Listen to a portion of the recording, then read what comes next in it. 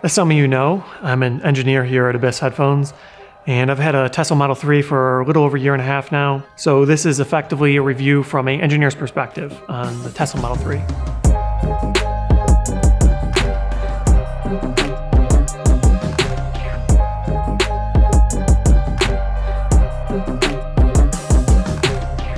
We'll start with the positives.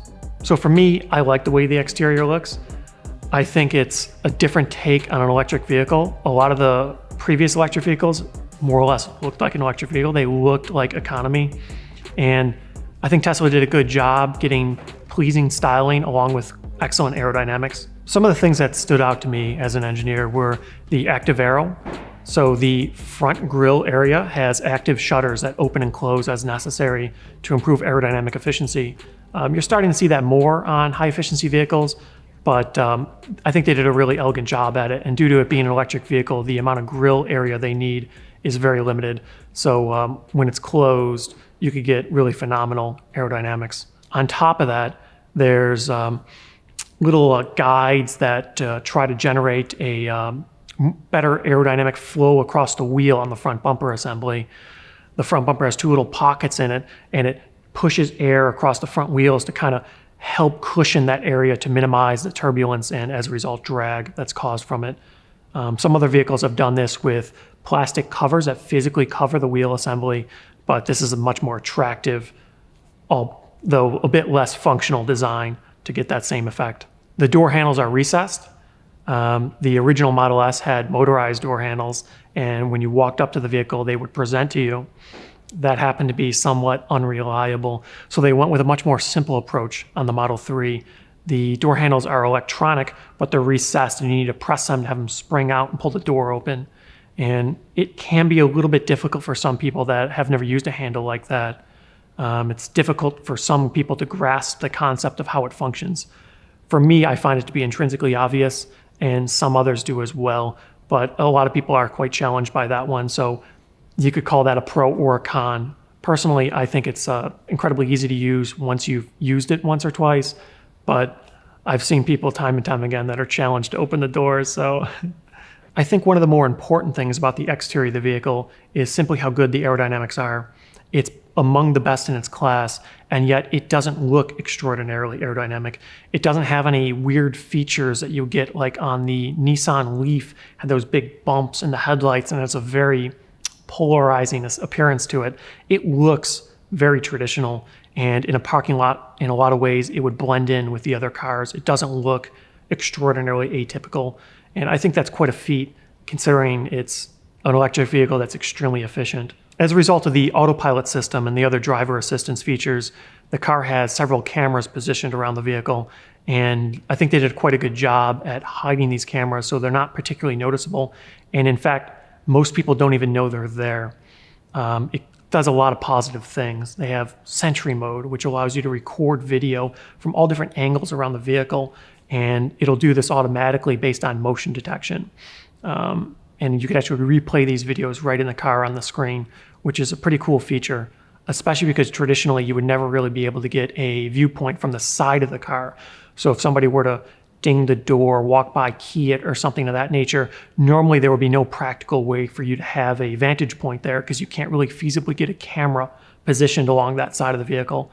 But it's already built into the car as a result of these driver assistance features, and they leverage that to give you effectively 360-degree video monitoring, and it's a free feature built into the car that I think is wonderful. If you look at the reviews, it's pretty apparent that the engineers at Tesla spent a great deal of time optimizing the vehicle, and all facets of it seem to be among the best in the industry. Now, there's a lot of criticisms about the build and specific features, but with time they have been improving, and I really trust the engineering design that they've been doing. They managed to find a way to continue to iterate and improve at a rate that is absolutely remarkable for this industry. And you give it enough time, and it seems incredibly likely that pretty much any complaint gets fixed. I really like that kind of mentality. They do a bunch of revisions until customers start seeing things as effectively perfect. I would consider myself to be an automotive enthusiast, and I find the driving experience to be rather pleasant. The steering feel, although it is an electric steering rack, and a lot of people call it numb, I think it has just the right amount of feel. And personally, I prefer a little bit of numbness in the steering response for a daily driver anyways. It has a pretty good steering feel. It gives you a little bit of feedback, but certainly not a ton, and I wouldn't exactly find it to be excessive like I have had in other vehicles. This being a long-range all-wheel drive model with the acceleration boost option, the acceleration is quite good. The power response is extraordinarily linear and predictable, and I find that to be one of the strong suits of this vehicle. If you value performance, acceleration in a straight line especially, it's really hard to match that for this price point. It's certainly one of the fastest vehicles you could buy for the money. Due to the nature of the design, it being a dual motor system with one front motor and one rear motor and electric, it gives it really good control over the tires, and as a result, the traction control is quite good. It's much more reactive than you would see in a typical internal combustion engine, where your only really options are limiting air by controlling the throttle position mechanically, independent of the driver's actual desired position, or fuel cut or spark retard or things of that nature. And those happen to be much slower mechanisms for limiting the power than they are with an electric vehicle, where you have extraordinarily granular control and you could get extremely fast response simply due to the nature of the design. The motor doesn't intrinsically spin when power is applied. It's a complicated motor design, and it requires the motor's power to be pulsed in a particular manner. And as a result, that means that you have extremely, extremely fast control over the power. So theoretically, it can control the power output in 10,000ths of a second increments or faster. And you would never normally see that on a combustion engine vehicle. There's just far too much latency and too much mechanics in the way, and significant inertia as well. So the responsiveness you could get out of the traction control system is quite phenomenal, as long as you give it enough feedback. There's more we could talk to about the traction control system when we get into the negatives, but we'll circle back around to that later. Of course, always a big factor with electric vehicles is the range. One of the first things everyone wants to know is how far can it go? How long does it take to charge?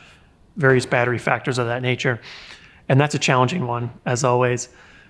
So they estimate the range at around 310 miles on this particular model. That has since been improved to around 350 because the new models have a heat pump. This model has typical resistance heat, and so in wintertime, you get a pretty significant loss of range, but it's dependent on your heat use.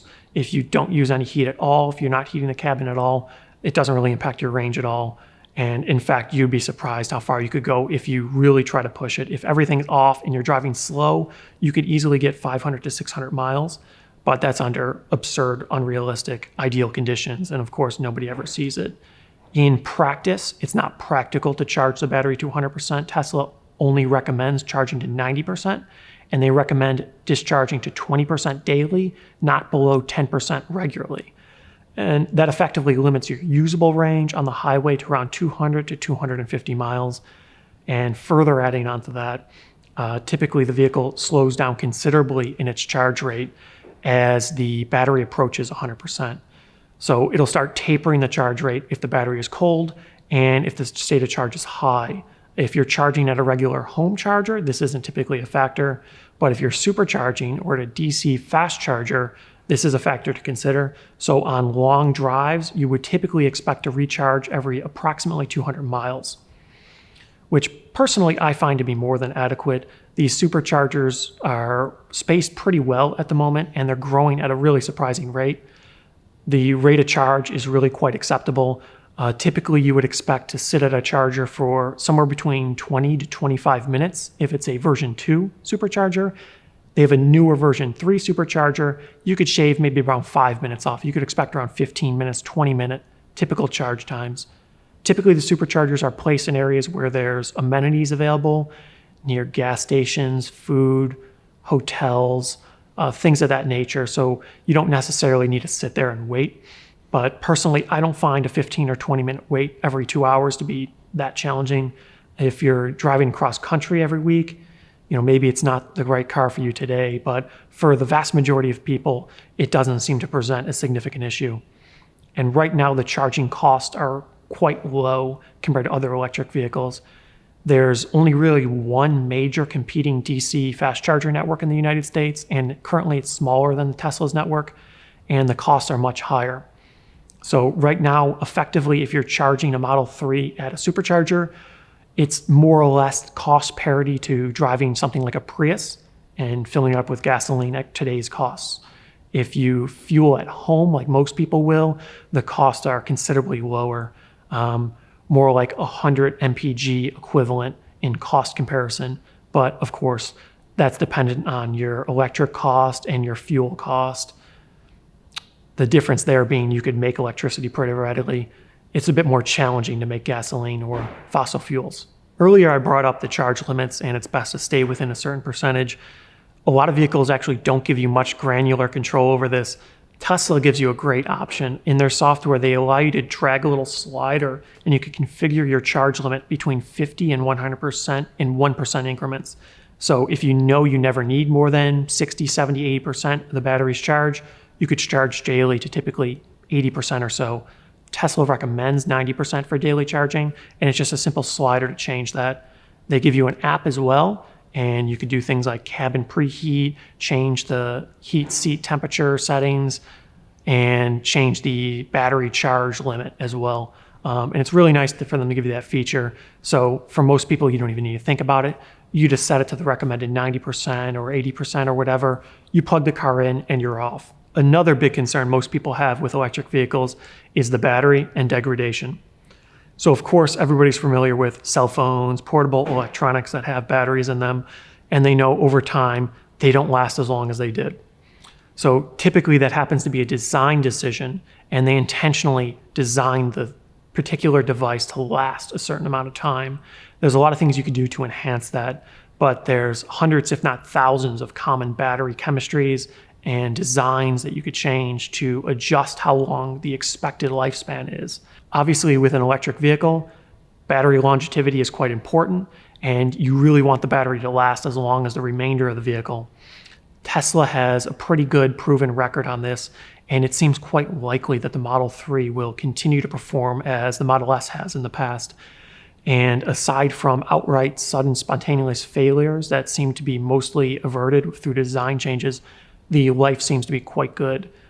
Most people seem to be getting exceptionally low degradation at 100, 200,000 miles on the battery. A big factor of that is simply because of how much range the battery has, how much capacity it's able to hold compared to some other electric vehicles. So you're not putting the battery through as many thermal cycles, as many charge cycles as you are other vehicles. Electric vehicles with very short ranges, you need to charge them significantly more. Tesla's battery design is very different from these short-range electric vehicles. Typically, the short-range vehicles intrinsically have to be lower cost because people are not just willing to pay quite as much for them. And the challenge there being they also need to restrict the amount of other complexities that they have to reduce the cost. So typically, they don't have quite as advanced cooling systems or heating systems for the battery, and they don't treat the battery quite as well as you can. If you look at other vehicles like the Nissan Leaf, it effectively has no active cooling system.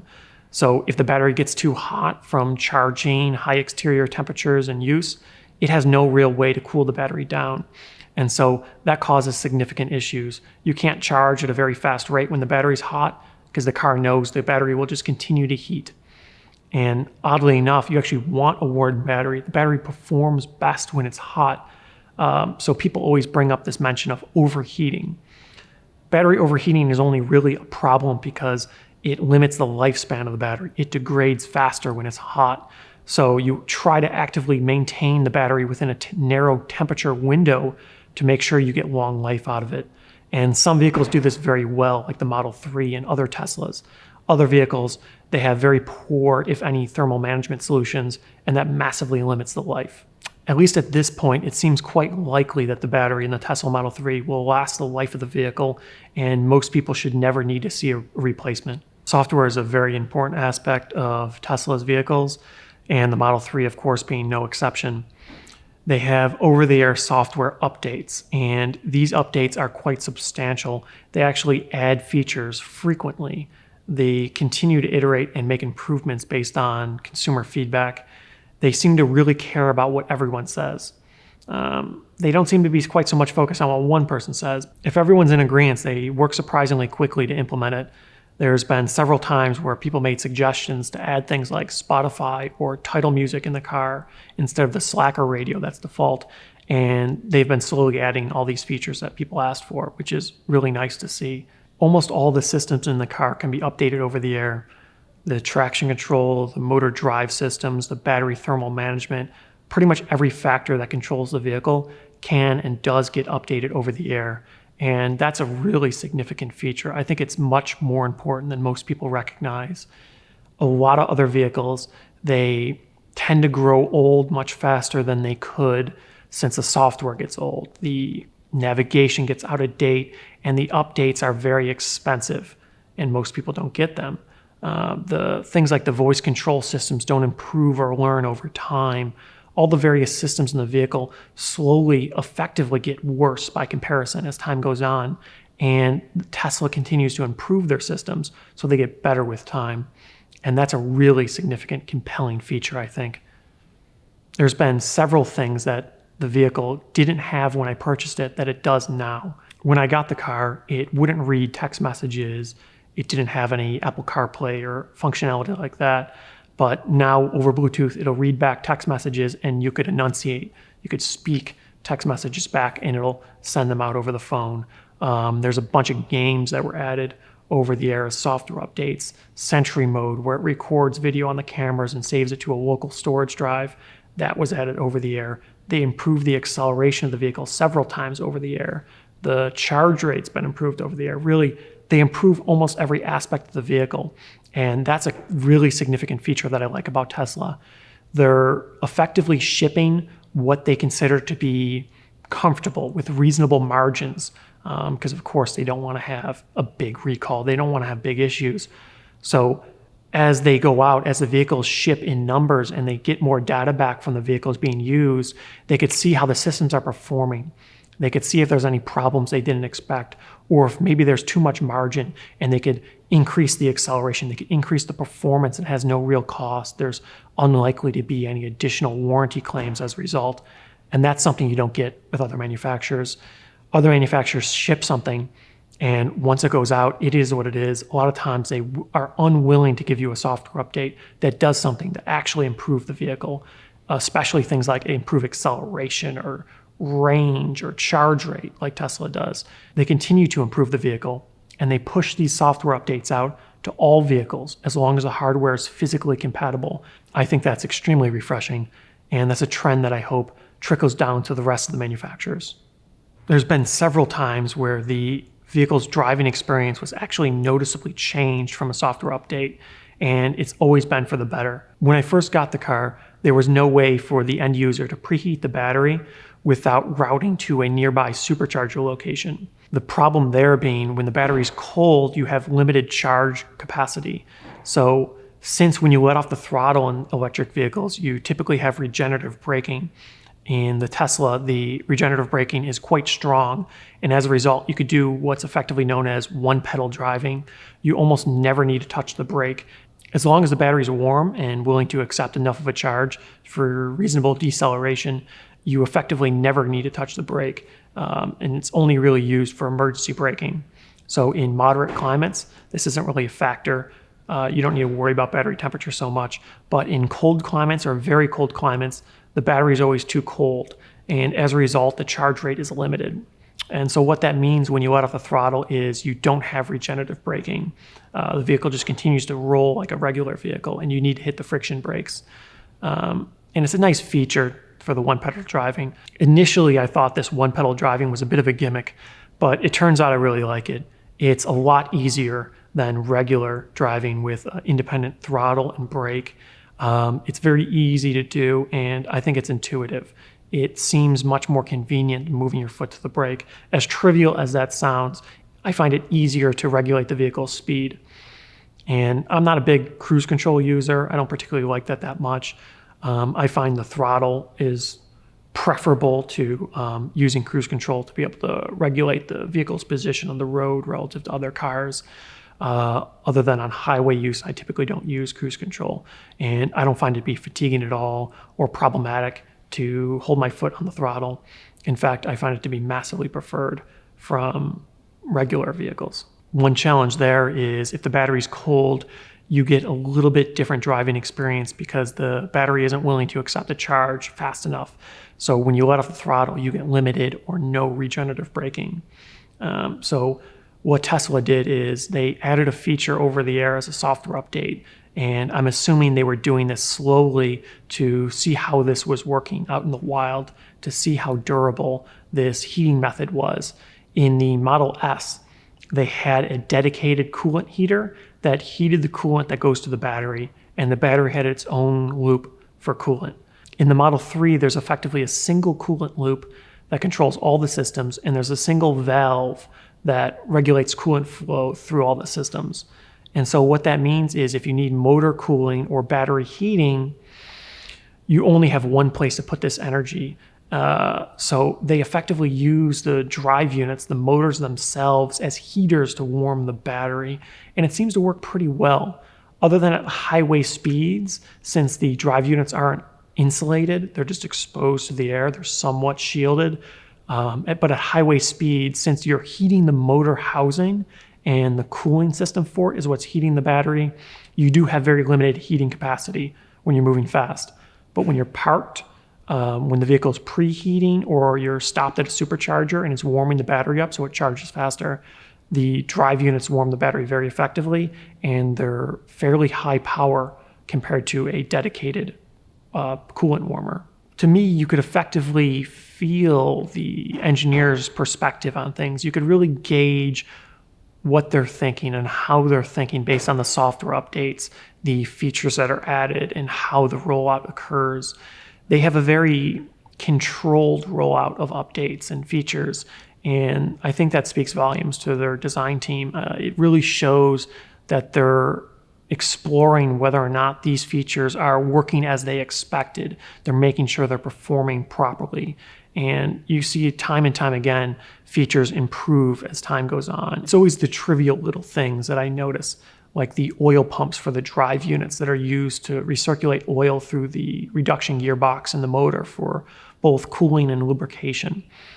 Initially, when they first implemented the motors as the heaters for the battery, if you got on the vehicle too quickly while the battery was being preheated and you hit the brake pedal quickly, which turns the car on, you'll get a fault because the oil pumps weren't wound fully down. Over time, they refined these types of things so that you could whip the door open, slam your foot immediately on the brake before you even get seated, and it would be no problem. The vehicle would know that it was just preheating, and you would hear the pumps wind down slowly back to their normal idle position. Because normally when you're running the motors for preheat, the oil pumps and the coolant system is running effectively full load. You could hear the pumps wind up to full speed, and they actually make audible noise. When the vehicle's normally idling, you don't really notice these things are very quiet because they're run at a low speed.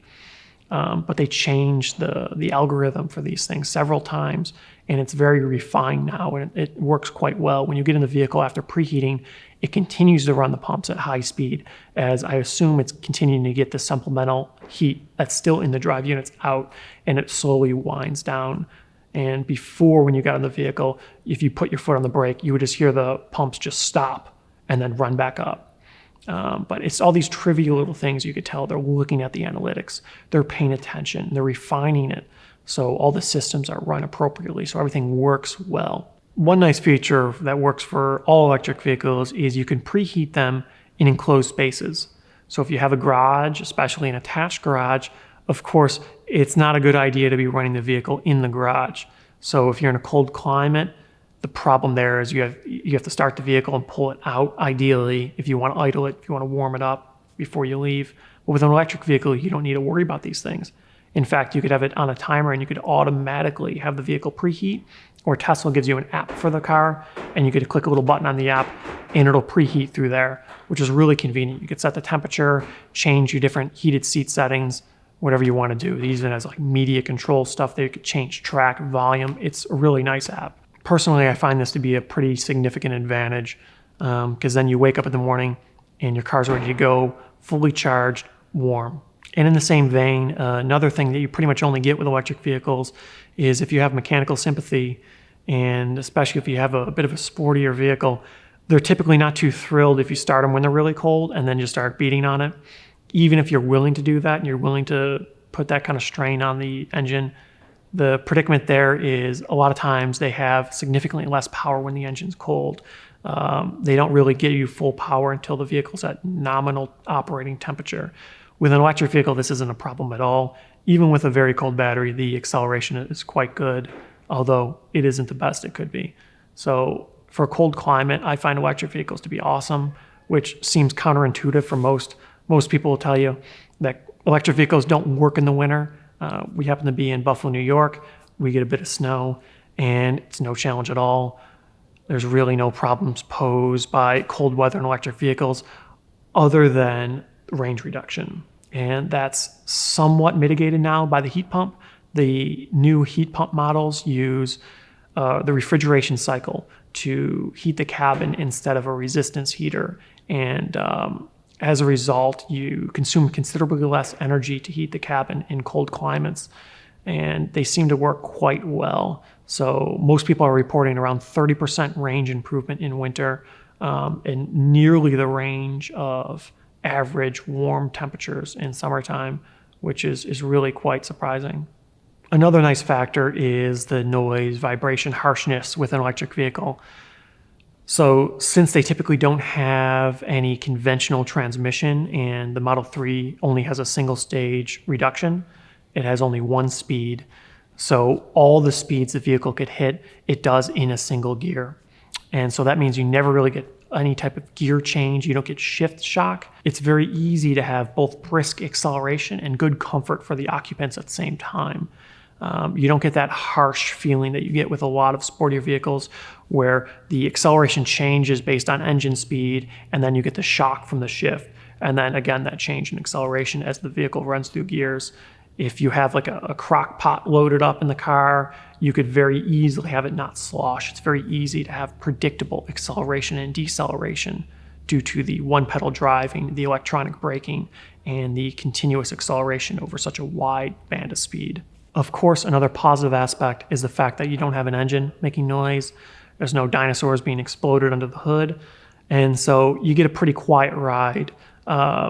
Compared to gasoline vehicles, most people find it's remarkably quiet. It's similar to a lot of high-end luxury vehicles, but it's at a much more economical price point, and you get stellar performance to boot. A lot of people say they miss the engine noise from an internal combustion engine vehicle. Personally, I don't find that to be a big detriment. It seems like something that might be nice. It's kind of nice to have the engagement of a manual transmission and hearing the engine, but I find an electric vehicle to actually be surprisingly better in almost every way than a gasoline vehicle. And I think it's very difficult for me to want to go back. There's just too many positives, just the ability to get in, floor it, to have a warm cabin no matter what, to be able to start the vehicle in a garage and you could heat and cool it. No need to go to gas stations to refuel anymore. Typically all your refueling happens at home, and I find it to be much more convenient than gas stations.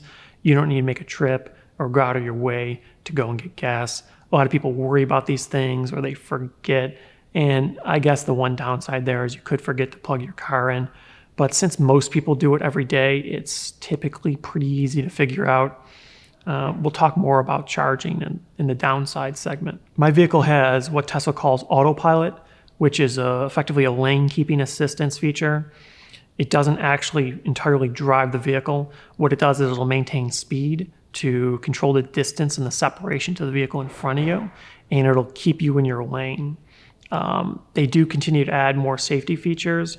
So it'll do automatic emergency braking for pedestrians in the street, other vehicles, things of that nature. And that does work surprisingly quite well, according to the videos I've seen on the internet on that.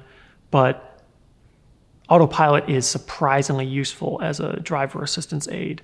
If you're doing long distance highway driving, it's surprising to me how beneficial it is. And that's a significant feature that would keep me from not going to a brand that doesn't have something like that. Any type of road trips are so much easier with assistance features like Autopilot, it really massively reduces the driver fatigue, and a 3-hour trip feels more like one. At first, it didn't seem like I would be very comfortable with Autopilot. I actually didn't purchase it when I got the vehicle. Now it's included by default with all the vehicles, but when I got my vehicle, you had to pay extra for it.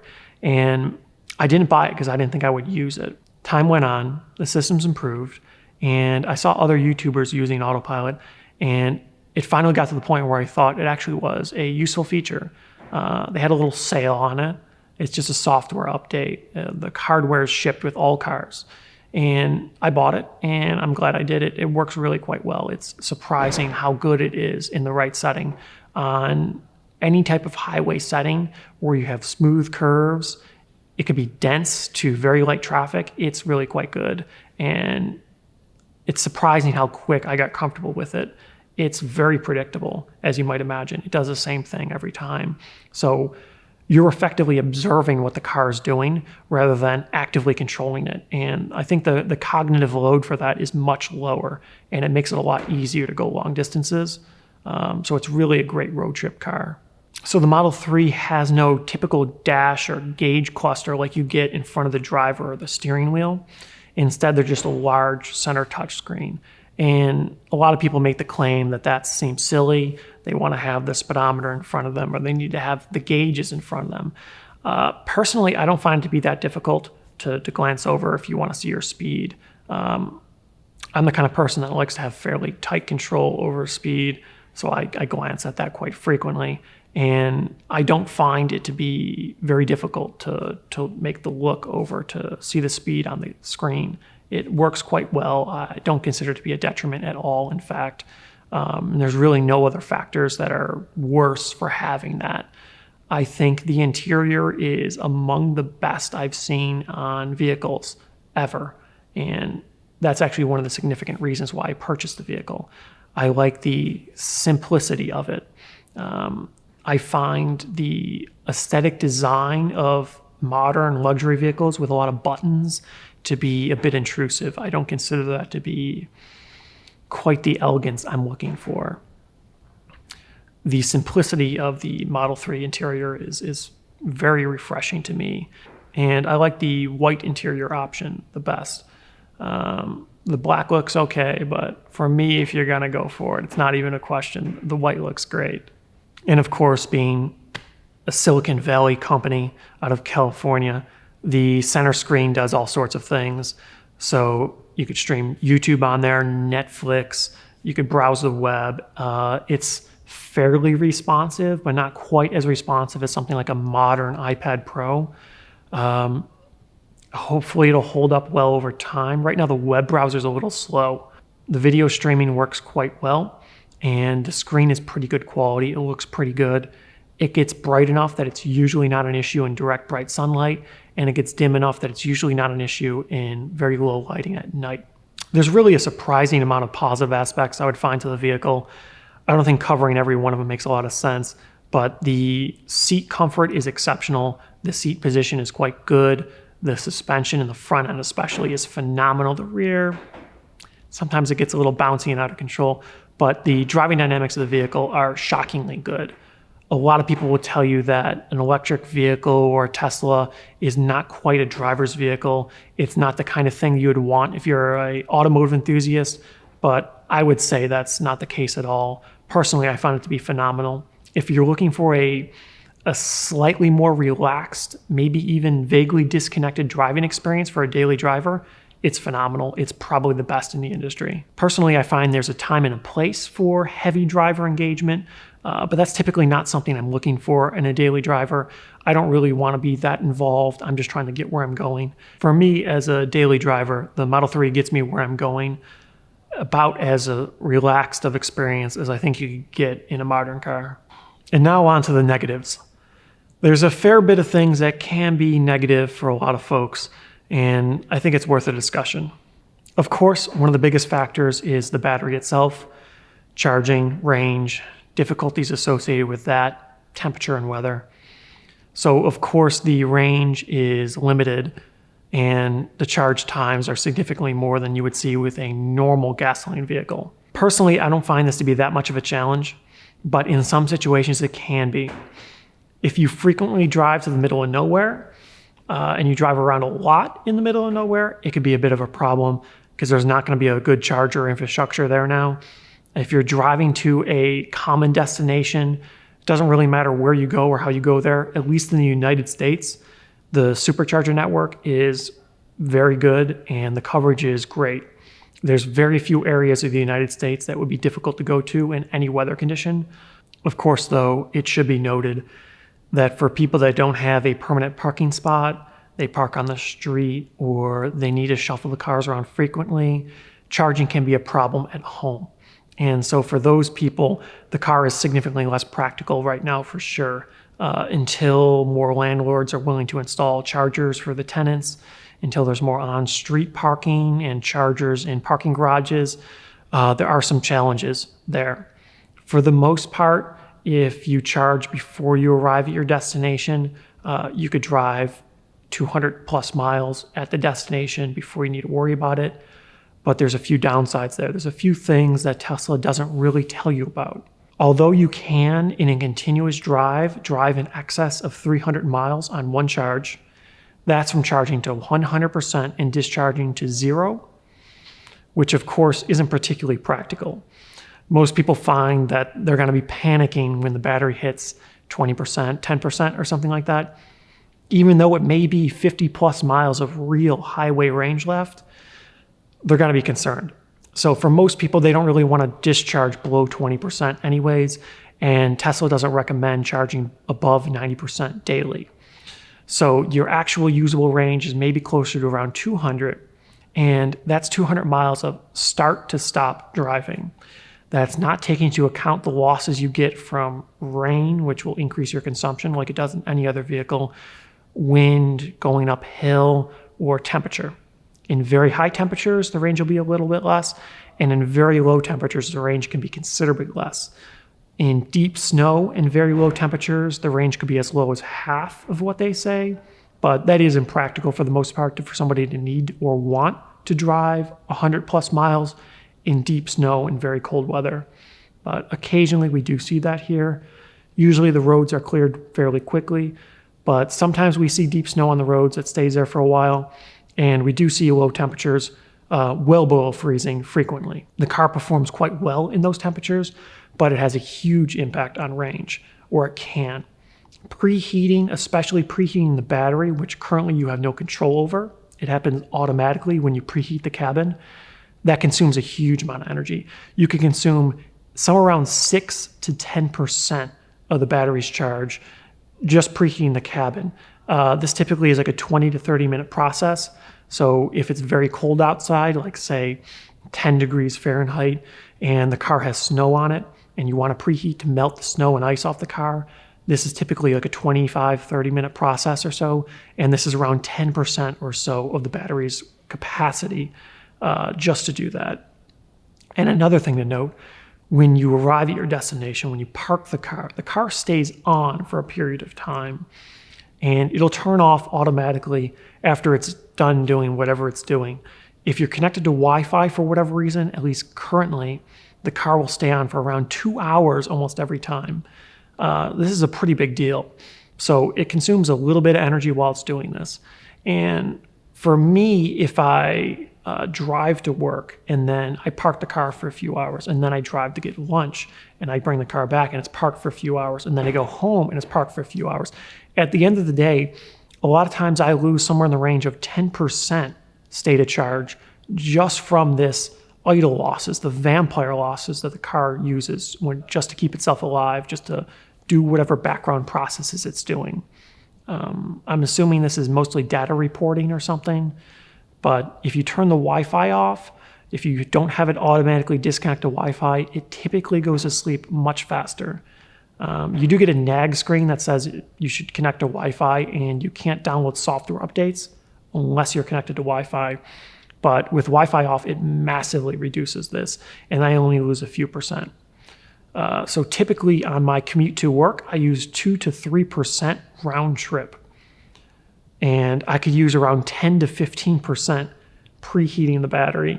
if I go to lunch that day, which seems to be a little bit askew there. It takes significantly more energy than I would have thought in vampire losses. And the actual highway range, the driving range, is better than I would have thought. It actually will do the numbers it says. You could totally get 300 miles on a charge. Now, of course, it's an impractical number that they're advertising because nobody's driving until the car stops, and they don't recommend charging to 100%. But for trips, you could charge to 100%. You could charge to 100% infrequently, and it doesn't seem to be a big problem. They just don't want you doing it every single day.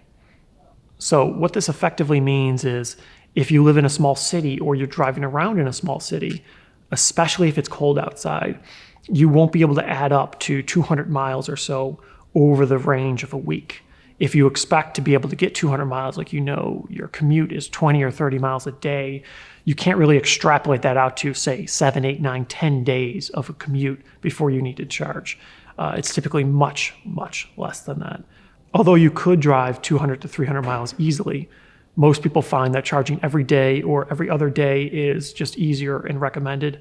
And another factor is battery temperature. The battery needs to be fairly warm on Model 3 to charge at the full rate they advertise, which is up to 250 kilowatts. And it does this by heating up the motors, by driving them inefficiently, effectively. And then it uses this energy through the cooling loop. It runs it through the battery to warm the battery up. But what this means is your heating capacity is limited when you're driving at highway speeds because the entire motor drive unit casing heats up, and air, of course, at highway speed is rushing across it. So if it's very cold outside, you really can't heat the battery that much. Even if the battery heaters are running full bore, the battery won't get super warm and you'll get reduced charge rates.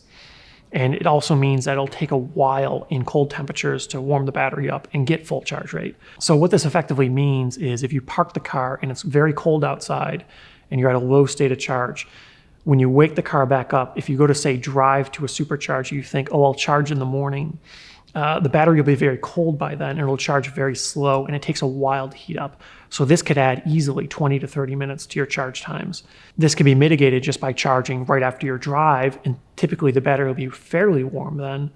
And if you navigate to a supercharger, it'll automatically try to preheat the battery along the route. So if you just navigate on the car's display to where you want to go, the car will try to automatically manage the battery temperature. And this isn't a significant factor.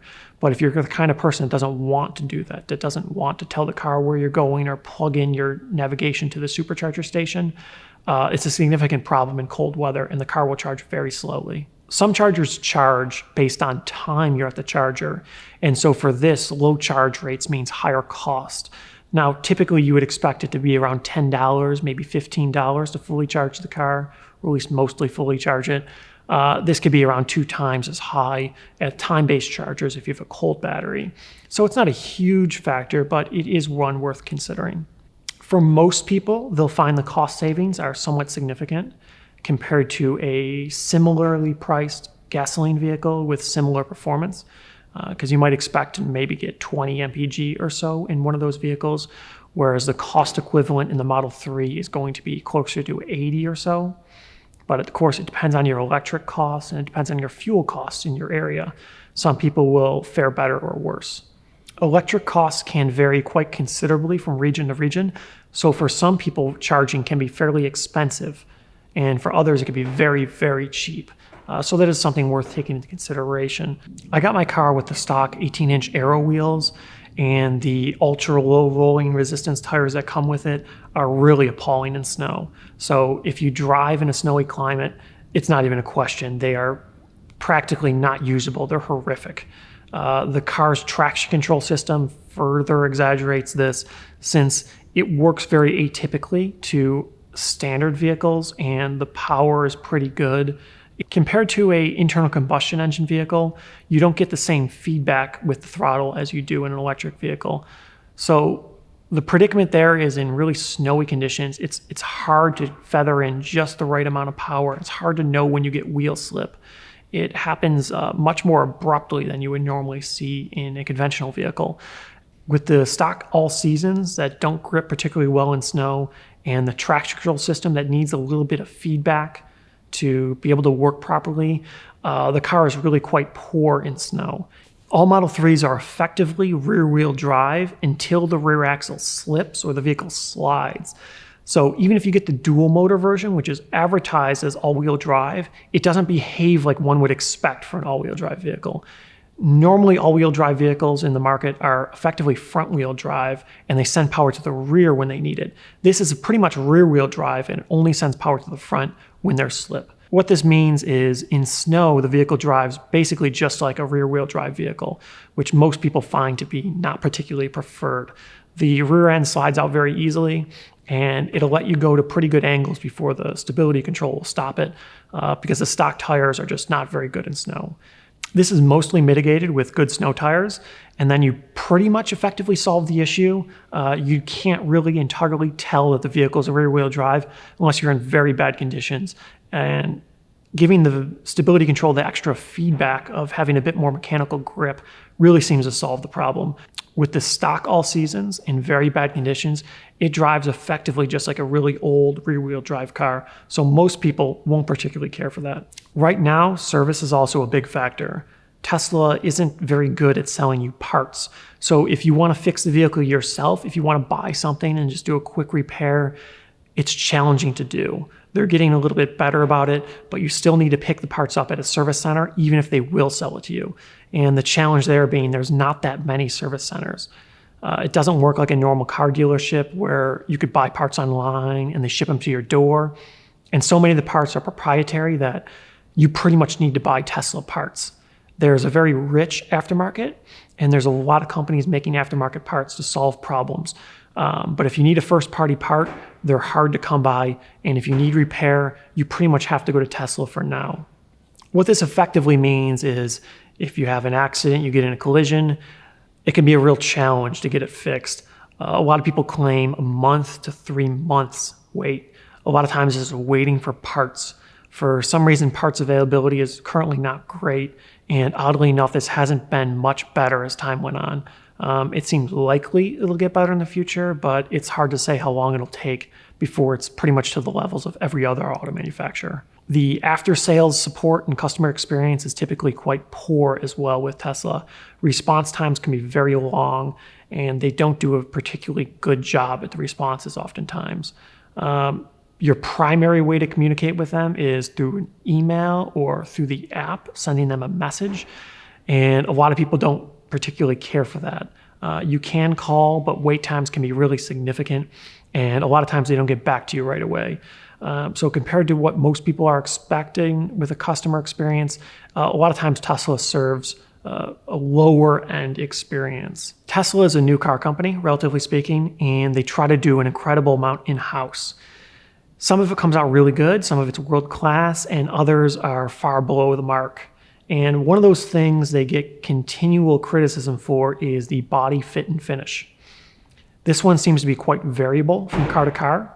Some people report fit and finish that is really awful, and other people have no problems at all.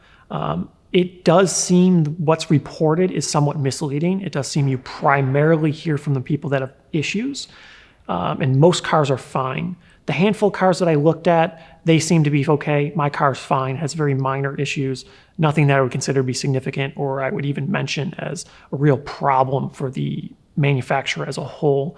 But it is something to look out for. It is something Tesla's been known for having issues with. Luckily, they are getting better. It's taking a surprising amount of time for them to improve, but the body is improving, the fit and finish is improving. They seem to have very few significant quality control issues right now, and I'm hopeful it'll improve as time goes on. Given the number of revisions they make on the vast majority of their parts, it seems quite likely that they're committed to fixing these problems, and I do trust it'll get resolved. I guess the question is really how many years is it going to take? The primary key for the Model 3 is actually a phone. They anticipate you to use your phone itself as the key, and it works over Bluetooth. So for some people, this isn't stellar since it relies on you having your phone on you, powered on, charged, with the app open in the background all the time for it to work. Initially, I had concerns over the reliability of this, but I had an iPhone 10 at the time, and it actually had no problems. I never once had an issue with the key not working. However, I got a new iPhone 12, and I have issues frequently with the key not working. It's maybe 10% of the time I approach the car, it doesn't recognize my phone, it doesn't see it. And as a result, the doors don't open. If I turn Bluetooth off and on, it fixes it. Opening the app doesn't even fix it. It's certainly an annoying problem to have, although Tesla did effectively resolve it. They have a new key out that supports what they call passive entry, which is the same thing as what your phone does. So it'll know you're approaching the vehicle as you walk up to it, and it'll be unlocked when you go to pull the handle. I bought the first generation little key fob thing that they have, and it didn't support passive entry, which I wasn't aware of at the time. So you had to hit the button on the key to unlock the car, which is really silly. Another common complaint is the wipers. So you would think wipers, tried and true, how hard could it be? But Tesla managed to do it wrong. They have automatic wipers, and there's no wiper stock. The automatic wipers, when I got the car, were absolutely horrific. They never worked, literally never worked. It would frequently be a bright sunny day and the wipers would just come on full speed for no apparent reason. And then it starts raining and they don't turn on. I don't know how it was so bad, but apparently they had some sort of machine learning, deep wiper AI thing, and it got better to where now I would say for automatic wipers, they're pretty good. They work well most of the time. The problem is there's no wiper stock. All the wiper controls are on the on-screen, the center console display. So if the wipers come on when they're not supposed to, which does happen, or if the wiper speed isn't to your liking, it's challenging to do something about. It's not a great user interface. It's not particularly elegant. It's not great overall. The one redeeming quality is there is a little button on the turn signal stalk on the end, and you press it all the way in and it does the wiper squirters, and you press it once and it'll do one wipe. So at least in the situation where the wipers don't come on, you could keep hitting that button while you go to the center screen to fumble to try to turn the wipers on manually. But it seems likely they'll get it right, they'll improve it.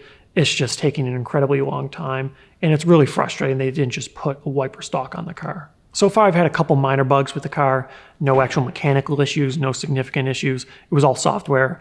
I had a few times where the screen went black suddenly while driving, and then the computer would reboot. Oddly enough, the car drives fine during this. All the systems work just fine, but you can't hear the turn signals, although they continue working, and you can't see your speed. If you were navigating, that doesn't work. The radio doesn't work. It typically takes around 30 seconds to reboot. I think I only had this happen twice. It is a thing that has happened, and it seems to be somewhat common that everybody has it happen at least once, although I haven't had it happen in several software revisions, so maybe it's better now, I don't know. For me, it's not a huge factor, but it's something to be aware of. They continually update the software, and as a result, one of the downsides are it's very possible that they'll have a software release that'll have issues that are unexpected, and it could be a week or so before they're fixed. I've had a couple minor instances where things like the radio wouldn't work. It would show a song was playing, but there would be no audio coming out of the speakers, and then it would take 30 seconds or so, and it would just start suddenly playing, or tracks would suddenly just skip. And I primarily use the built-in Slacker streaming radio. The car has a built-in cellular connection, and it'll stream radio or play it over Bluetooth over your phone. It'll do podcasts and things like that too. A few earlier software revisions had an issue with the audio system where audio just wouldn't come out at all for 5 or 10 minutes. And a lot of people would reboot the computer to try to get it to come back. I've had this happen once or twice, and the turn signals don't make noise. The radio doesn't play no matter what, even though it shows it's playing. You just get no audio out of the thing at all. It's a little frustrating, and things like this seem to be, of course, much more common on a bit more technologically advanced vehicle. So that's always a downside to consider. If you're the kind of person that isn't willing to put up with anything like that, it might not be the vehicle for you.